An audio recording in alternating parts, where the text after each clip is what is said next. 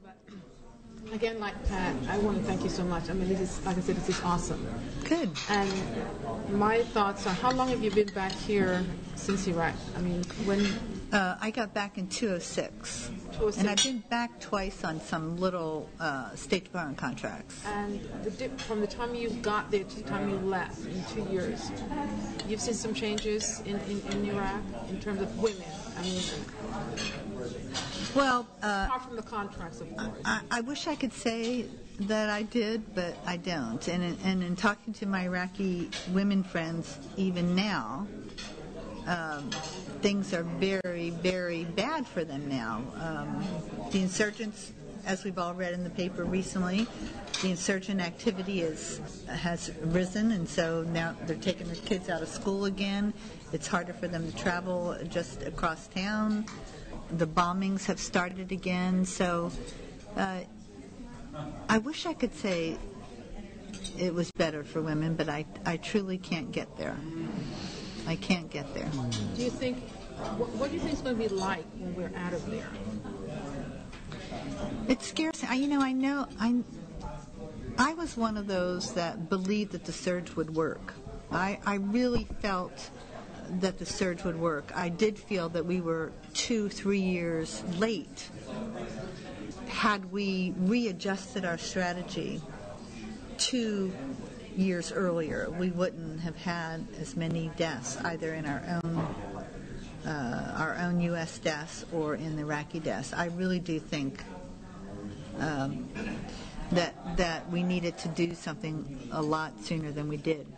Given that, though, I do think that the surge worked because more, if you recall, Iraq is the size of California. I mean, it's 38 million people. It has 18 states. We sent 115,000 troops to Iraq when we declared war, and there were probably another 20, maybe 30,000 foreign troops. So it's sort of like fighting, it's sort of like Newport Beach taking care of Los Angeles. And so we didn't send, our planning was so inept at the beginning. We never thought about what we were doing and why we were there. Are we there to get rid of Saddam, declare war? Are we there to rebuild their country? You can't do both. And then you need to, as we all know in business, I mean, looking at your strategy every once in a while to say, is this still working? Do we need to make any changes?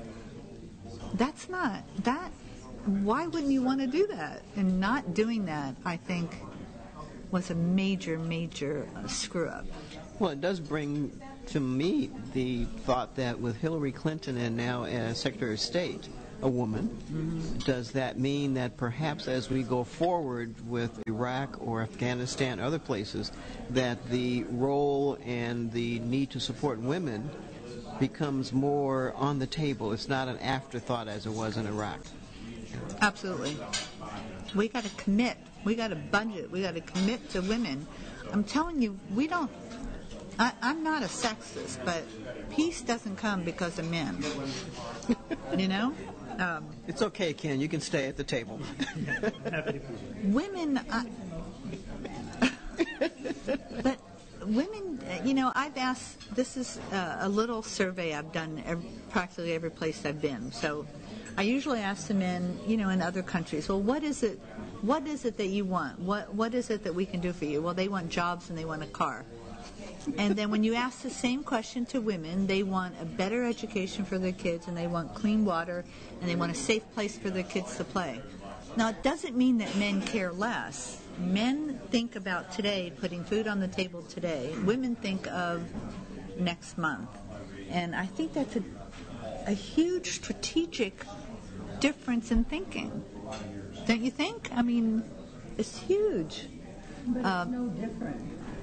The world round. No, that's what I'm saying. That dichotomy in desire and futuristic thinking is no different in Iraq than it is all over the world. No, that's what I'm saying. Yeah.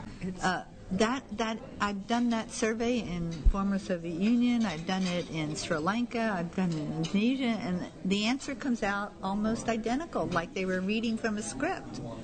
It's the same thing. Men think about today, putting food on the table today, and women think of the future. And I think that's a different way to think about what we do when we go into a war or anything. I mean, I just Ken, think it's what a are your different... thoughts, Ken?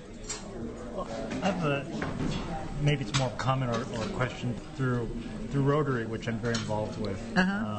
It's interesting you talk about this because our projects, which focus right now on India and Africa, are all about girls and women because the exact comment that you've made as far as investing in the women and the young girls in these villages helps fight terrorism, helps fight poverty, educating these girls keeps them in their village to make the village better. So I think that, I guess my question is, for you as a political consultant, how come and I'm sensitive, I never see this in the news. I never hear, even with Hillary Clinton as the Secretary of State, and, how come we don't, it's not a message. Also, as kind of a follow-up with the investment we're making in India in these villages, it's such a small amount of money, per girl or per mother, but we never hear anything with regards to that. It can make a huge impact. Do you have thoughts on that? Yeah, I do. I mean, I always wonder why we're not asking that every day of every elected official we know, whether it's statewide or on our city councils. Every day, none of us are asking that question. When I first came back from Iraq, I was saying to all the elected officials I knew who were of no help to me when I was in Iraq, all those women that I'd supported all these years in Congress, Democrats and women and Republicans, when I needed them in Iraq for issues that weren't even controversial, like I was trying to get set-asides for Iraqi women-owned businesses. None of them had any time for that. That wasn't a sexy enough issue for them. Can you imagine, had we had set-asides for Iraqi, what it would be like? I mean, it would be a lot different. But no one thinks about this. No one, we need to be demanding an answer every day of why we don't invest in our own country and in also foreign countries in women and children more. Well, we still have to pass the Convention on the Rights of the Child. It's been 25 years, and we can't even get that out of the United States government. Well, and okay, go back to what I said, 16% representation in our government. We ought to be marching on Washington, demanding, a bigger role. And Hillary Clinton being Secretary of State, I mean, thankfully I'm happy about that, but believe me, she's not going to be able to do it alone. Congress is still 16% representation of women. And some of the women in Congress I have real questions about whether or not they're on our side. Absolutely, too.